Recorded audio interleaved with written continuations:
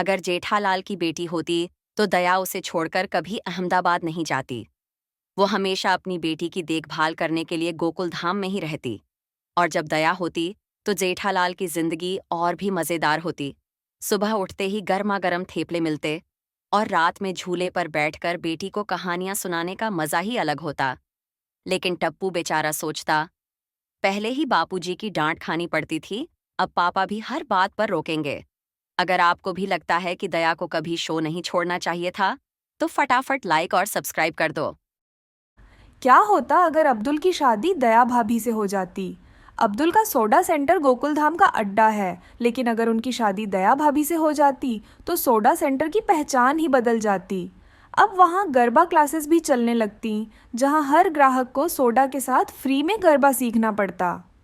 अब्दुल की लाइफ में हर समय हे माँ, माता जी की आवाज़ गूंजती और वह अपनी दुकान संभालने के बजाय गरबा करने में बिजी रहते।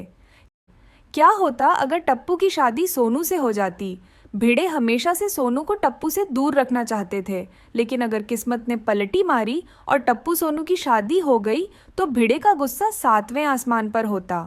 अब भिड़े हर समय गोकुल धाम में अनुशासन का लेक्चर देते रहते और टप्पू सेना का मुख्य मिशन भिड़े को शांत रखना बन जाता।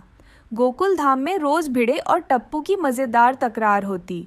वहीं जेठालाल भी भिड़े को चिढ़ाने का कोई मौका नहीं छोड़ते और गोकुल धाम हंसी ठहाकों से भर जाता। क्या होता अगर सौडी की शादी अंजलि भाभी से हो जाती? सौडी तो मस्तीखोर है, लेकिन अगर उनकी शादी अंजलि भाभी से हो जाती तो उनकी जिंदगी पूरी तरह बदल जाती। अब न कोई पार्टी होती, न पंजाबी गाने बजते और न ही सौडी को उनके पसंदीदा छोले भटूरे खाने मिलते। अब उन्हें सिर्फ सलाद, ग्रीन टी और अंजलि भाभी के हेल्दी डाइट प्लान को फॉलो करना पड़ता। सबसे मज़ेदार बात यह होती कि सौडी पार्टी की जगह योगा और हेल्दी ईटिंग पर लेक्चर देते नजर आते। मतलब गोकुल धाम में मस्ती और जोश की जगह अब सिर्फ हेल्दी लाइफस्टाइल का प्रचार होता।